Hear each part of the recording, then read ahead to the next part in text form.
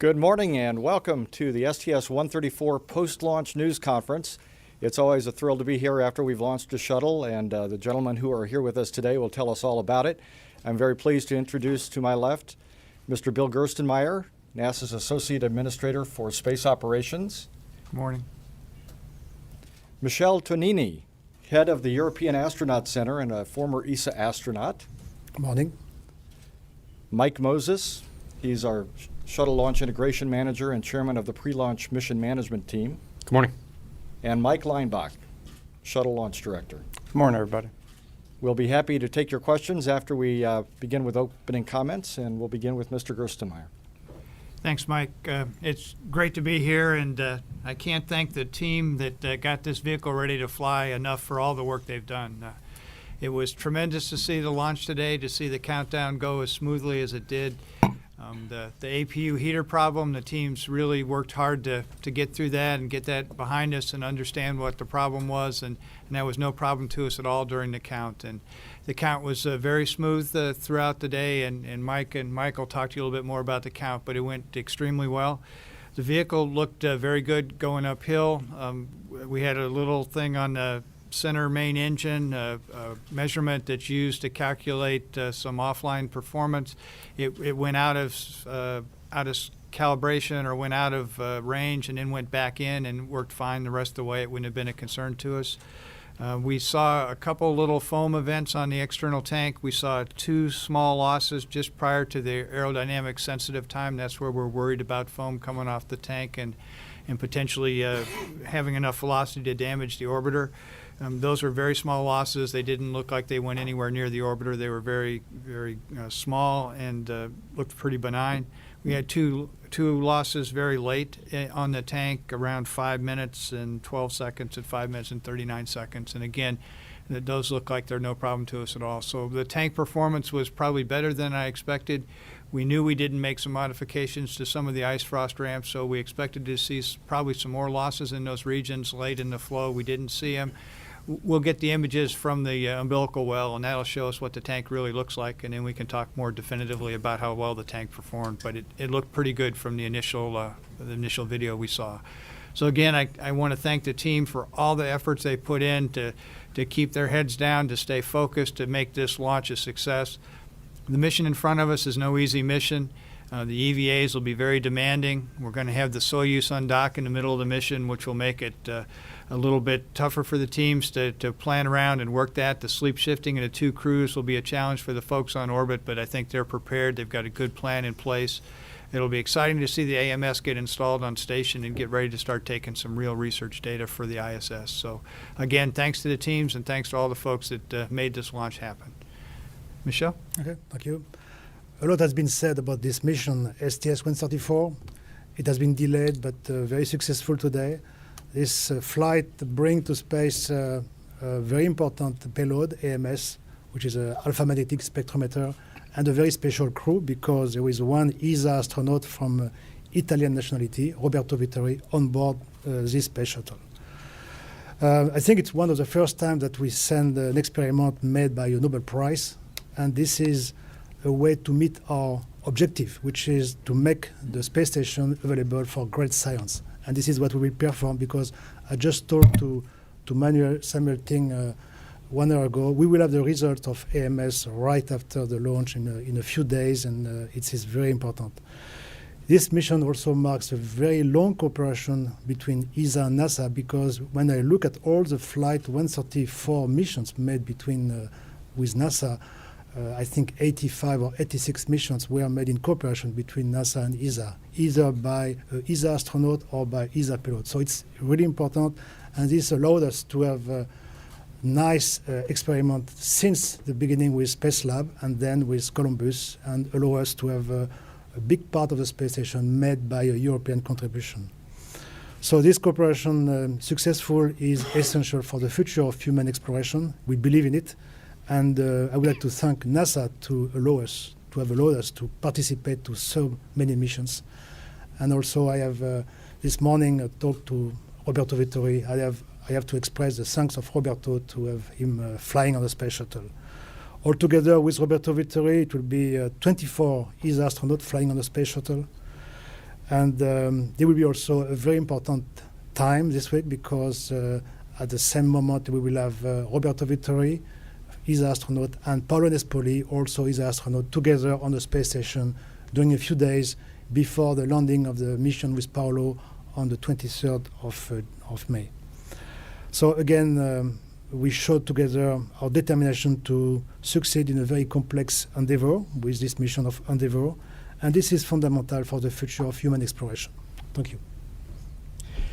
Well, folks, it was a fantastic launch, a really great day for us.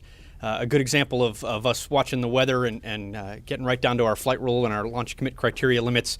And you can see that we don't have any flight rules or launch commit criteria that dictate how long you can see the launch before it goes out of sight.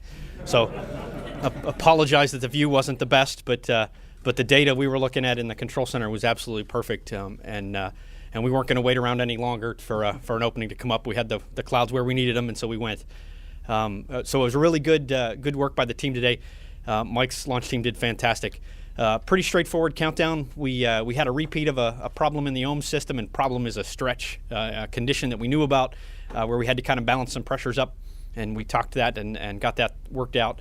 Mike's team had a challenging yesterday with the high winds, with the thruster covers coming off a few of the thrusters, and discussing whether we were going to have rain overnight or not, and do we need to worry about it or not. And they made a really good call to kind of stare it on the face of the clouds, and we didn't get any rain. Really good weather forecasting from the Cape weather side of the house with Kathy Winters, and so we were in good shape today.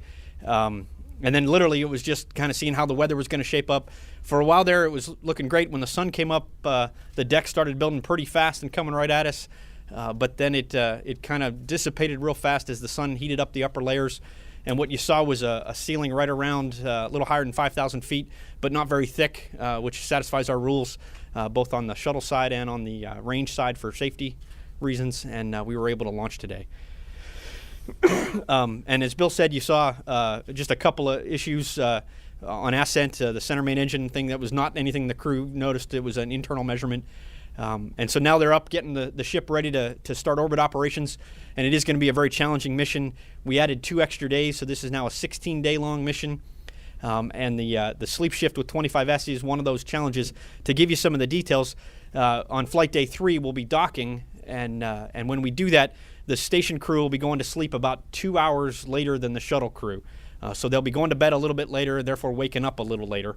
By the time we get to flight day 7, which is EVA 2, the station crew will be sleeping in to the point where about an hour or two into the EVA, the station crew will be waking up.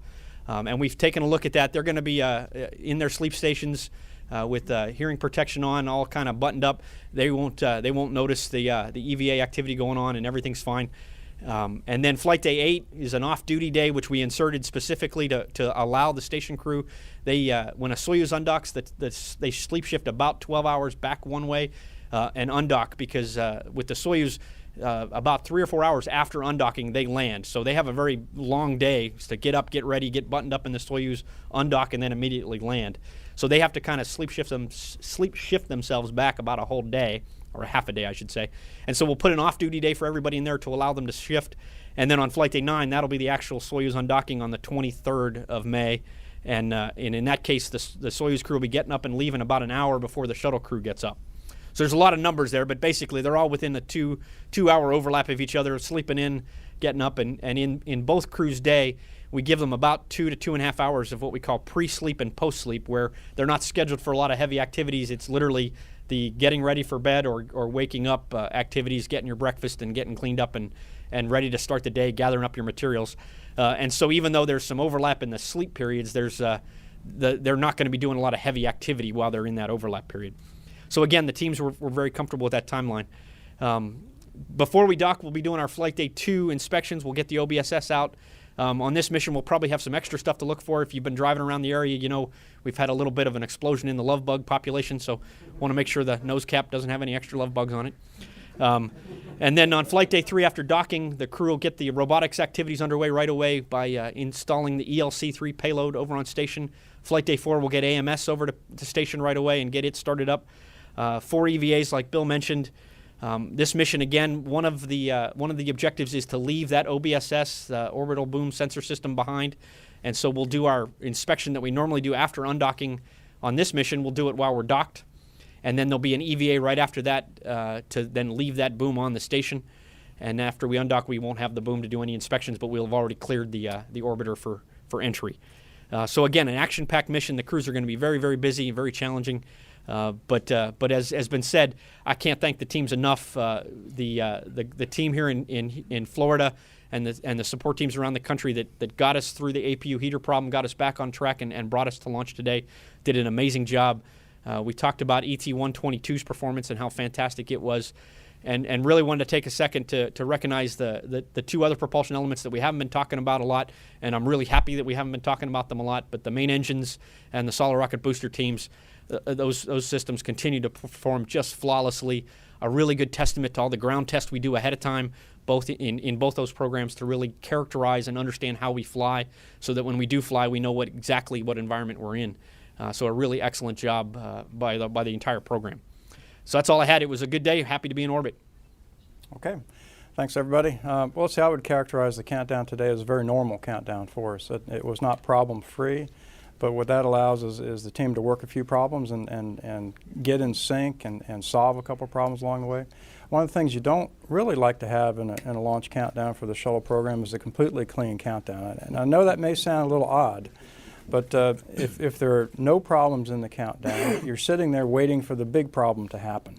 And so that obviously didn't happen today. We had a couple little things to talk about. Mike mentioned a couple of them. We had another little tile issue on the side hatch that got a lot of attention. But after the issue we had maybe 2 flights or so ago, we have a new process in place where we carry out a camera in there. It's the same camera used for crew strap-in that you guys watch. And we were able to get a good zoomed-in picture of that little tile damage and put some top coat slurry on it, and it was good to go. So it got a lot of attention, but that was a very minor repair, and it should perform perfectly fine. The countdown was great. One thing I get to do as a launch director is give an award at the end of the day, and today we gave it to the combined APU retest team, and it was the head of our quality inspectors, the head of the vehicle shops, an OEL engineering, an orbit electrical engineering representative, and then of course one from the auxiliary power unit group. And those 4 folks represented literally hundreds of people, thousands of people probably across the country that helped solve that problem. And so you get to see the team work to their best today. It was an outstanding countdown. A lot of pats on the back down in the lobby of the LCC afterwards as we were eating our beans and cornbread. And so it was just a good day. Endeavour's on orbit safely, and it's going to perform a great mission, and we'll see her back here on June 1st. So great day here at the Kennedy Space Center and for the shuttle program. All right, we will take questions. We ask for you to please wait for the microphone, state your name and affiliation, and to whom you're addressing your question. And we'll start over here in the front row with Seth Bornstein.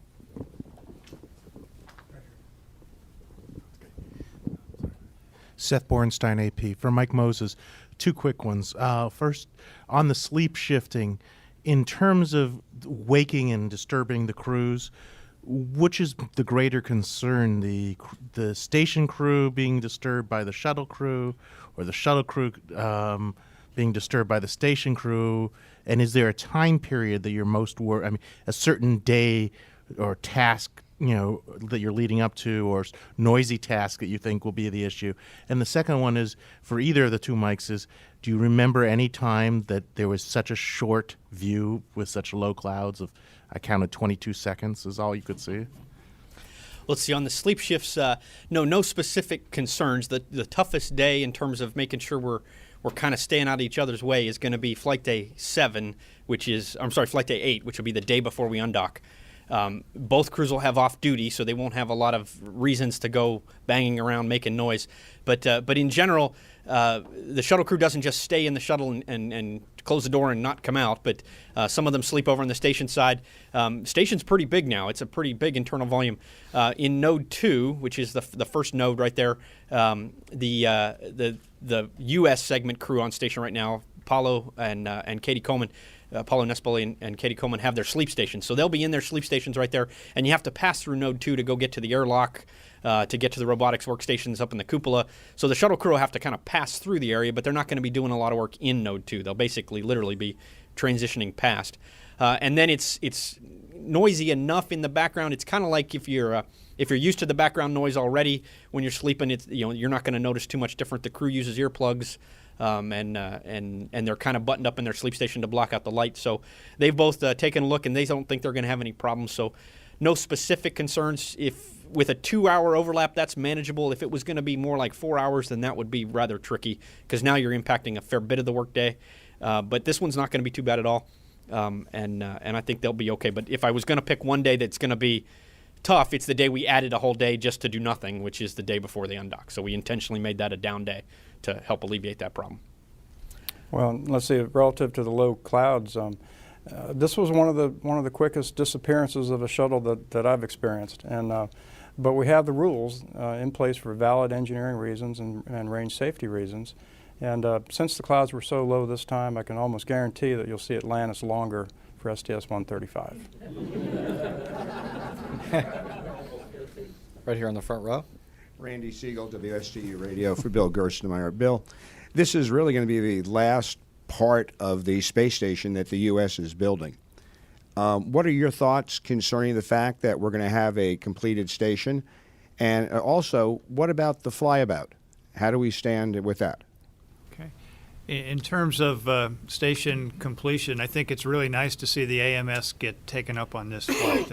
This is a really, as Michel said, a world-class instrument that's been built to go take a look at dark matter, antimatter, those kind of things, and it fits very well with Space Station. Space Station gives it long observation times, can store a lot of data, return the data to the ground. So I think this is a pretty special way to kind of cap this sequence of flights to bring the AMS up on this flight of Endeavour. So I think that's pretty exciting and a good way to kind of go forward.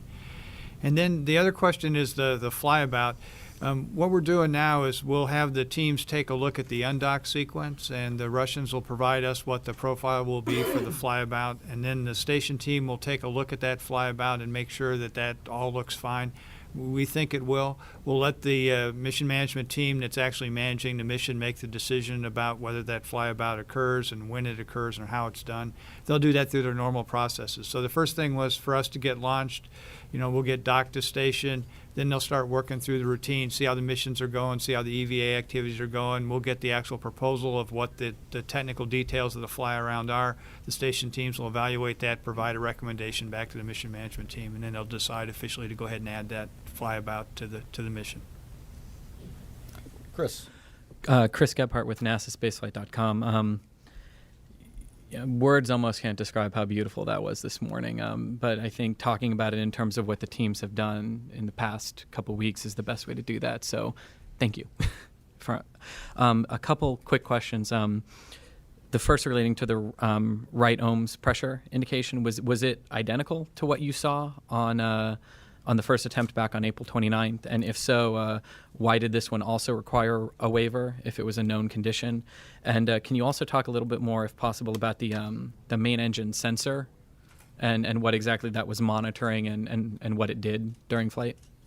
Sure. So the ohms condition is basically we have two separate limits on that tank that we're monitoring. One is the total pressure in the tank. You want to make sure it doesn't get so high that it would activate the relief valve, which is actually protected by a burst disc. So the burst disc would be the first thing to go, and then the relief valve would open up so that you don't overpressurize that tank. The other limit you're trying to protect is that the tank pressure in the oxidizer tank and the tank pressure in the fuel tank aren't too far apart from each other. These are pressure-fed engines in the ohms system, and so when they initially start up, you don't want more of one propellant than the other showing up or at a higher pressure, kind of pushing the combustion off to one side or the other. And so there's a delta limit between the two tanks, a delta pressure limit. On top of all that, we protect for instrumentation error, and in fact, in this case, it's a pretty big instrumentation error, a 15 psi bias for instrumentation. And so it's multiple fold. The problem we had last launch attempt was due to some regulator creep. The regulators and the valves naturally leak helium just a little bit. In this case, it's a little bit more, but it's still within spec. The ox tanks have a set of valves that close those off where the fuel tanks don't. So that leaking pressure builds up in the fuel tank but not the oxidizer tank. That further gets exacerbated when we have a full load of ohms, and this is a little fuller than normal. There's not a lot of ullage pressure in the tank to absorb that pressure delta, so you see the pressure go up pretty high. And then one more thing is that the oxidizer likes to absorb helium, and therefore it drops the pressure in that tank. So you have the fuel pressure going up and the oxidizer pressure going down naturally. And after we sat for a while, they kind of got themselves close to that 15 psi delta limit. The reality is the actual transducer biases on this tank were 1.5 psi, not 15. So if you added that in, you could say that we weren't anywhere near our actual true limits. But by the letter of the law, the LCC requires you to not count on that just in case that deucer drifted on you. And so we went ahead and talked about it. On the first launch attempt, the easy thing to do was to tie the right tank to the left tank. It had a little different pressure in it that kind of balanced the two out, brought the numbers within limits. Because we did that last time, this time there wasn't as much room to do that because we had already balanced those tanks up. And so we had the waiver ready to go because we knew we probably wouldn't be able to get them back in limits. And that's exactly what happened when we went to tie them together. They did balance up, but went to a 16 psi delta instead of I think we had 14 last time. Again, knowing that the true actual delta was perfectly well within limits, the waiver basically said if you account for instrumentation error, you don't have to worry about it. And then we added on top of it a whole bunch of off-nominal testing that shows the true delta pressure limit is somewhere in the 30 psi range, not 15. And so we were well acceptable there. So long-winded story to say we basically did lots of homework to protect us from the letter of the law that said you got to be careful not to launch there, made sure we really understood it before we went. On the center main engine, it was a low pressure, on the low pressure fuel turbopump, one of the discharge outlet pressures, there's two of them, an A and a B channel. The B channel dropped off, and so it basically dropped out for a couple milliseconds and then it came back, but that was enough for the onboard fault detection system to say, I don't trust you anymore, I'm throwing you out of the equation. And so we got a ground fault on the ground, nothing to the crew or anything like that. That pressure goes into an internal calculation that's basically measuring the density and the flow rates to try to calculate an internal flow through that turbopump. If we would have lost the other one, it would have faulted down to a default measurement rather than the actual real-time measurement. And it's really just I don't want to say an after-the-fact data calculation, but it's not used in any real-time performance in the engine. It's just it's not even a health monitoring system either. It's just a data point that we gather on engine operation. Robert? Hi, Robert Perlman with CollectSpace.com with a question for Mike Leinbach. Since you mentioned presenting an award, were you presented anything by the closeout crew or others as you were on the last flight of Discovery?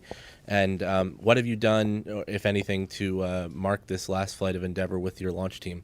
Thanks. Well, let's see. I was honored with the Endeavour side hatch emblem, the name emblem on the side hatch, signed by both the flight crew and the closeout crew. And so that's 2 out of the 3, I guess you could say. So that was a very nice surprise. And the closeout crew named me an honorary member of the closeout team today. They gave me a little plaque with a patch. And, you know, I know those guys pretty well. And Travis Thompson came in the firing room and gave me both items. And that was really special to be recognized like that as a member of their team.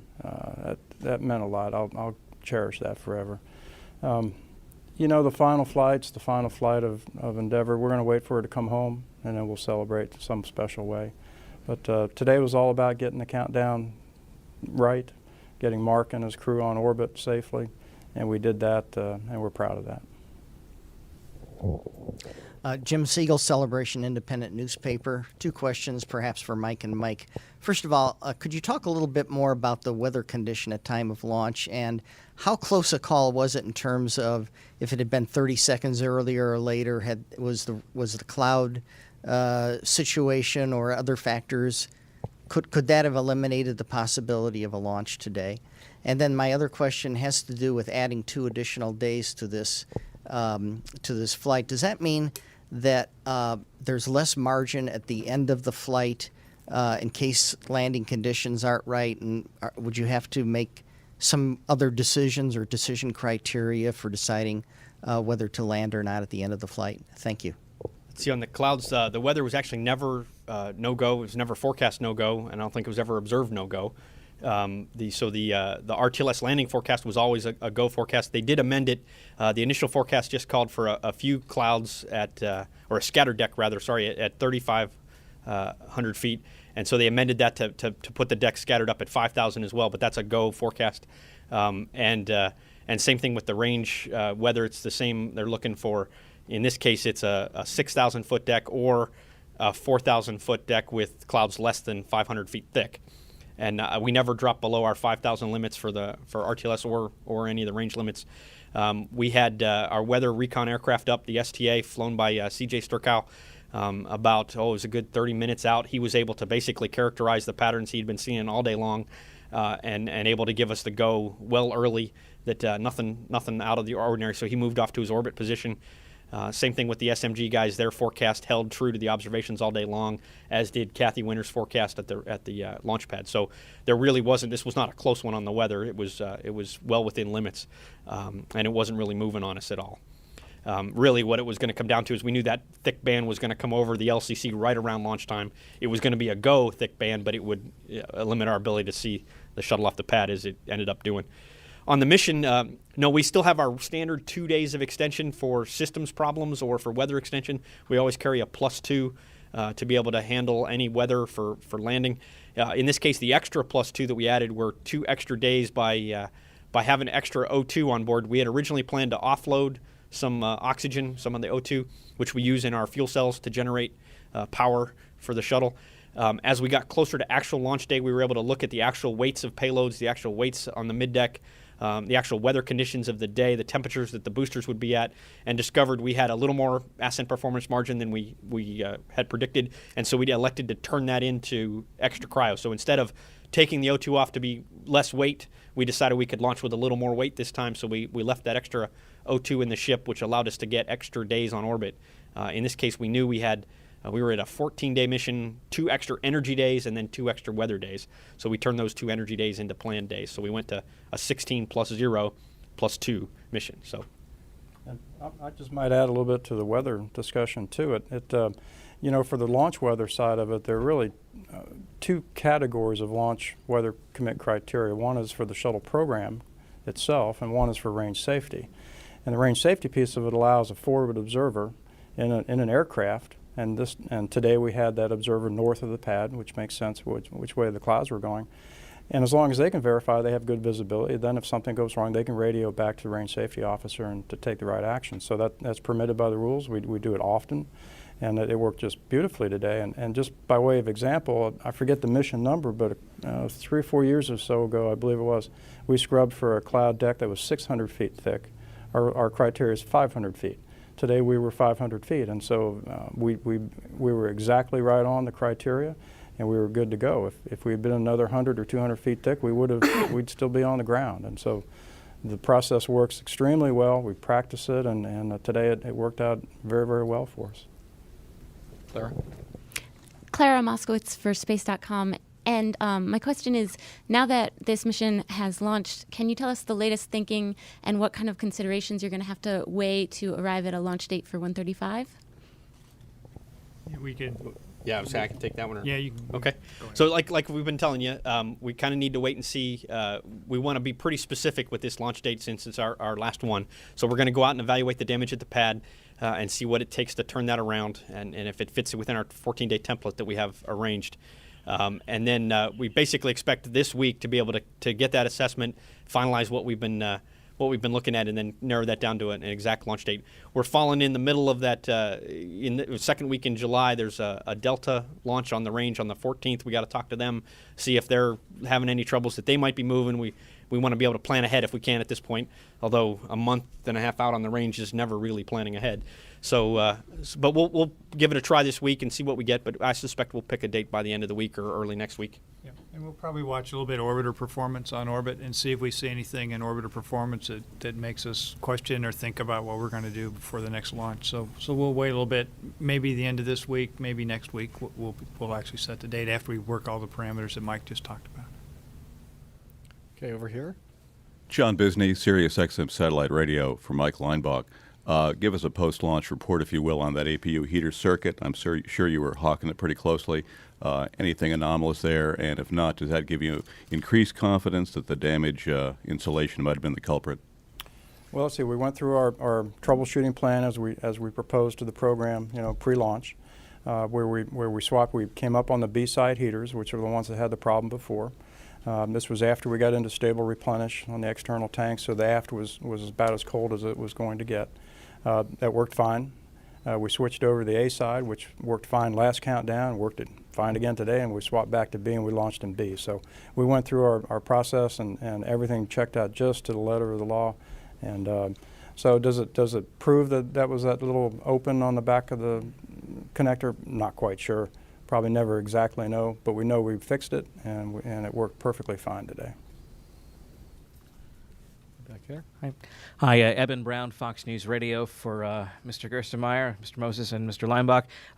This is the second final mission for one of the orbiters. We had Discovery already. Is it any easier this time around for you guys emotionally?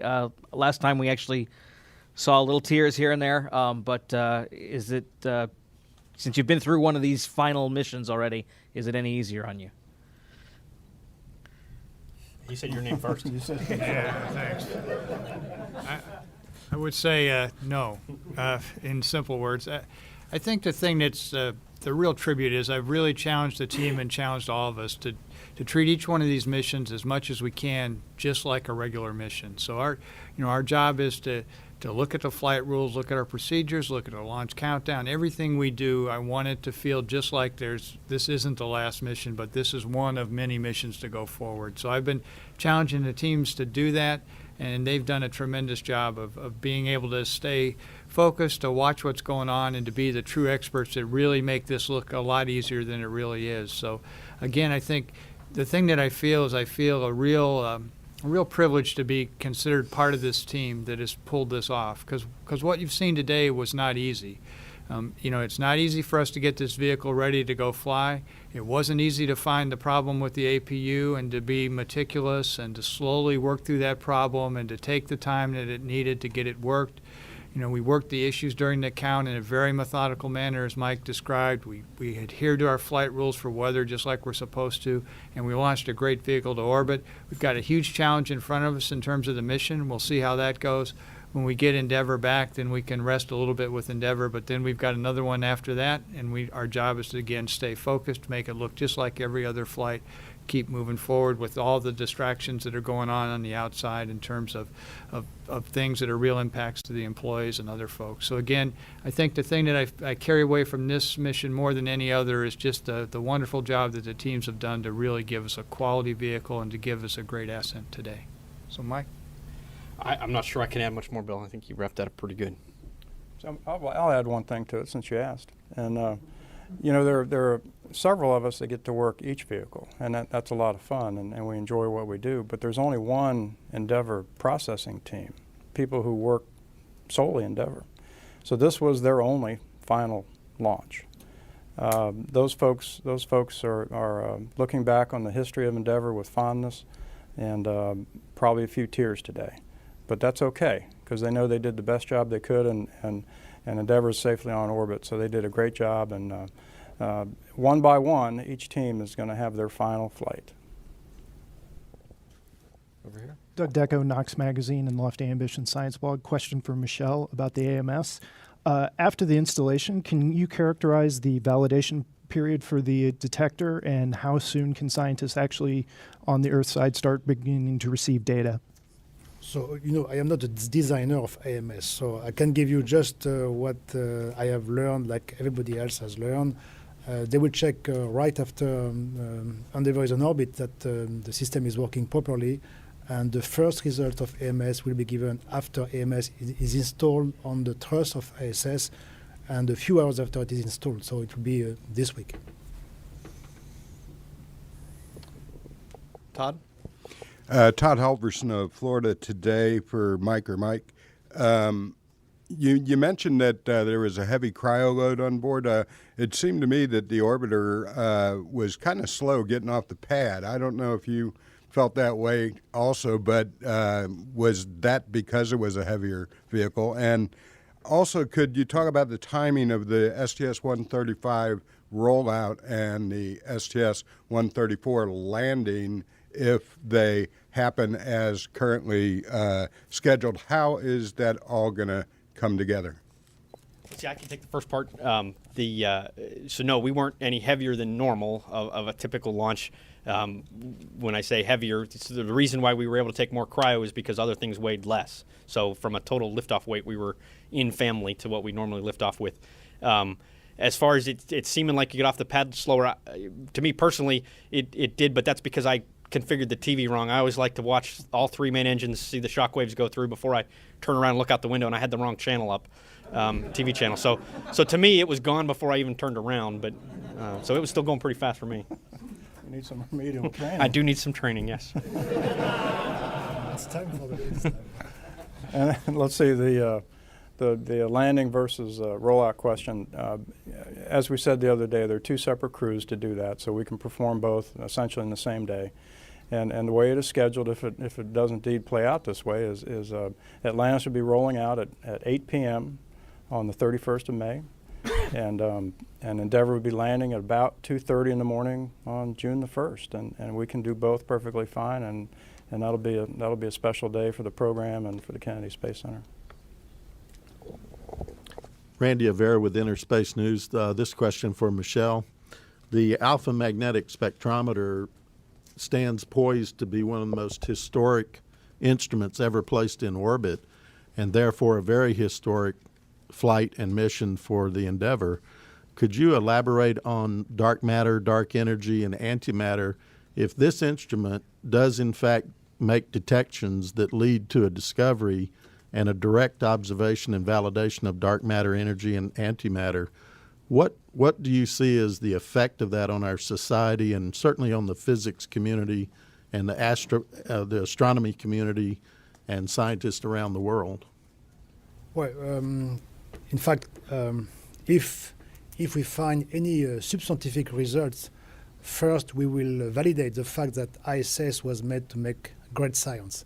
That was a goal since years and years that we fly in space, not only with ISS, but previously with the mission on Salyut and Mir. We always try to say that we go to space to make good science. So now we do make this good science with AMS, because this is very, very different from what we did before. After we get the result, it takes a lot of time. When you get the result, you get a lot of time to elaborate and to work on the result and to find the correspondent. But it is sure that we will find, in any case, we will find things that we have never seen before. So the interpretation of these results after, it's up to the scientists to talk about that. But I think it's a very important science, and it's very, very different from what we have seen before. In the back of the room? Christopher Sine with the ABC affiliate in Phoenix, Arizona. I know that this has been a very special day on many levels, and I know that you've always had special guests, and this for Bill, Mike, or Mike. I know you've had many special guests over the years. Can you talk about what it was like having Congresswoman Giffords here? You all know what happened and what that was like for you guys today.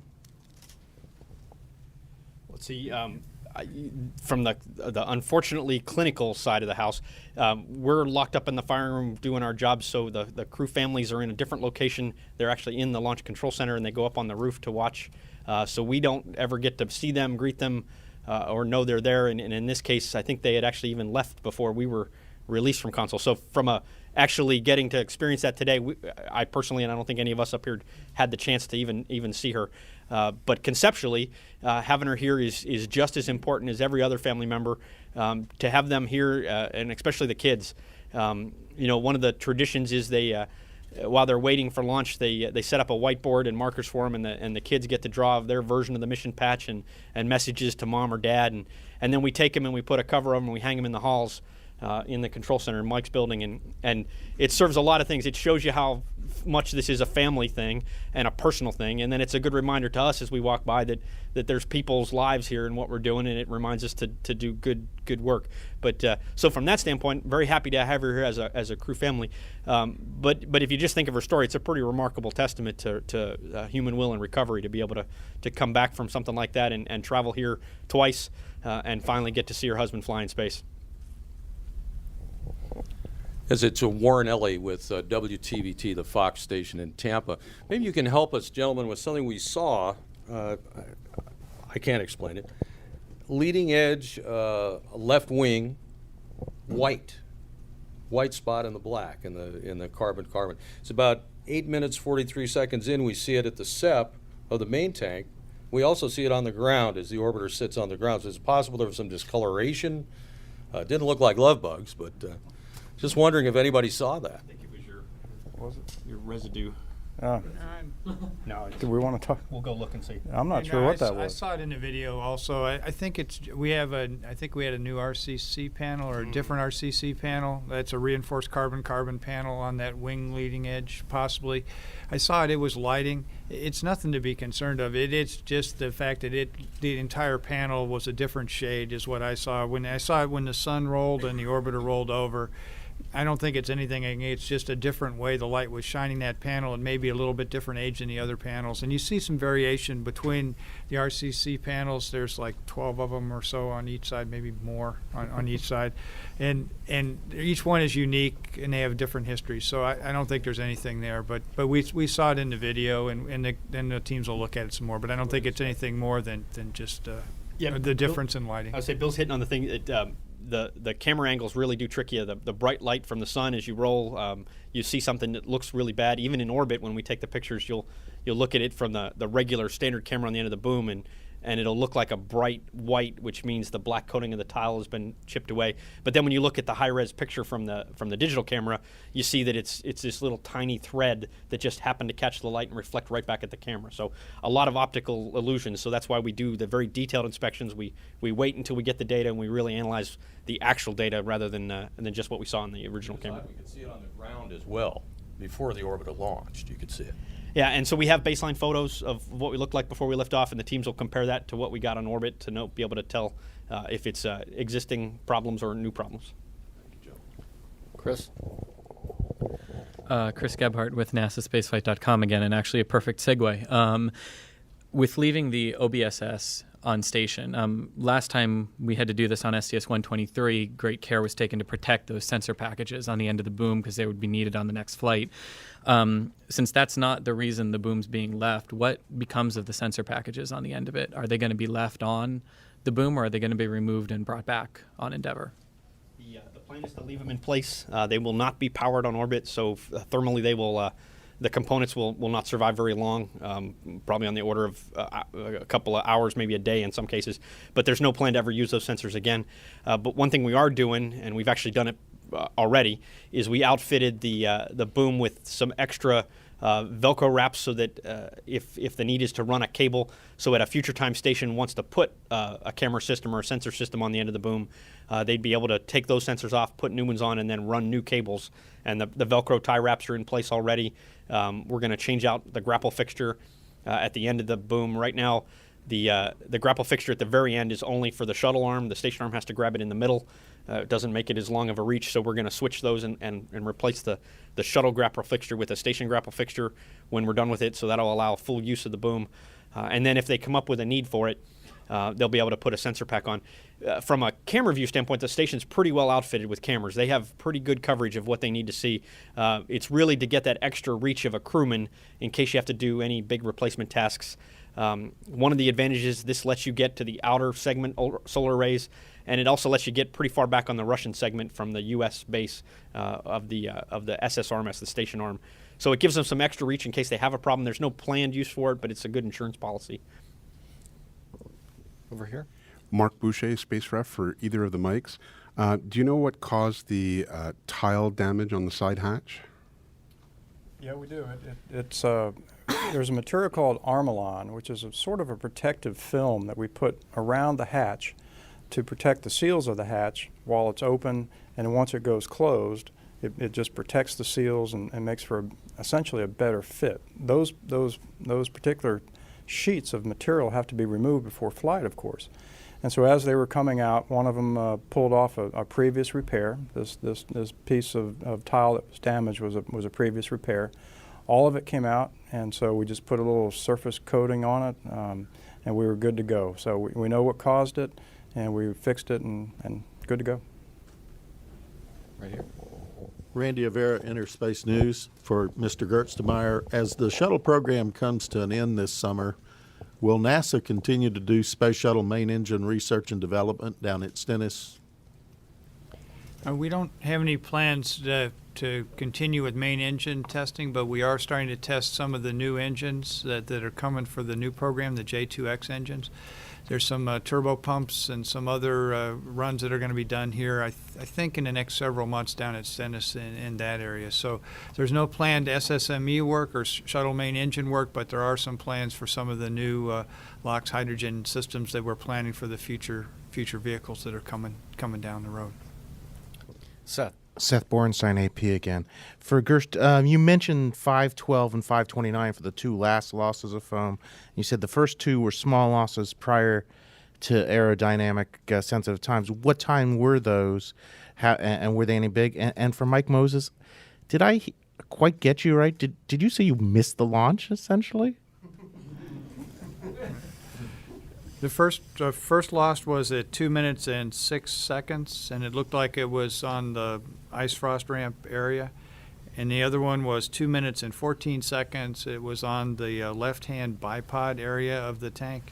And the aerodynamic sensitive time is 2 minutes and 15 seconds. So one was just 1 second in front, and the other one was 9 seconds in front. And so for me, no, I didn't miss the launch. You know, the main engines light up 6 seconds before the boosters go. And so in that 6 seconds, I'm watching the TV, not looking out the window, where most of actually it's probably half and half. The guys on the consoles are looking at their data. They're not looking out the window, but the management types tend to look out the window. So for that first 6 seconds, I was watching the TV, and for the first 3 or 4 of those seconds, I was watching the wrong TV channel. So I did get turned around in time to see the boosters light and the ship lift off. We'll wrap it up with a question from Jim. Jim Siegel, Celebration Independent News again. Bill Gerstenmaier, there was a report in the media a few days ago about I guess I would say a proposal being knocked around in NASA that hadn't been floated yet to Congress, but in essence it was taking the Orion capsule, putting it on top of an external tank or something like that, putting rocket motors at the bottom of it, having a couple of rocket boosters attached to this as a whole assembly. Is that a viable thing that's really been being considered, and would it represent a kind of continuation of the shuttle program from your point of view? You know, kind of what we're doing, or what the new programs are looking at is, you know, we've been asked to write a report for Congress, of which we gave an initial version to Congress in January, and then we're due to give them another update sometime in the June-July timeframe. So the teams have been off looking at a whole variety of different configurations of hardware that we could put together to essentially go fly. And it's not only hardware, but we're also looking at what workforce is needed, what skill bases around in the country to go support these things, which sub-vendors are available, that's smaller providers of hardware components. We're looking at all those, and then we're trying to also see the missions we want to go do. You know, we're trying to have the ability to potentially go to the moon, go to a near-Earth asteroid, go to geosynchronous orbit, potentially do some repair of a satellite in geosynchronous orbit. We may go to Mars ultimately. We have a whole bunch of destinations. So the idea is, how can we build a generic system that can support all those objectives in the future? But the balancing act is, we have to not build the perfect system that supports the future, but it takes us forever to get there. So we're trying to look and see what systems we can use today, how we can advance those systems, move them forward, put them together, and then do something fairly soon.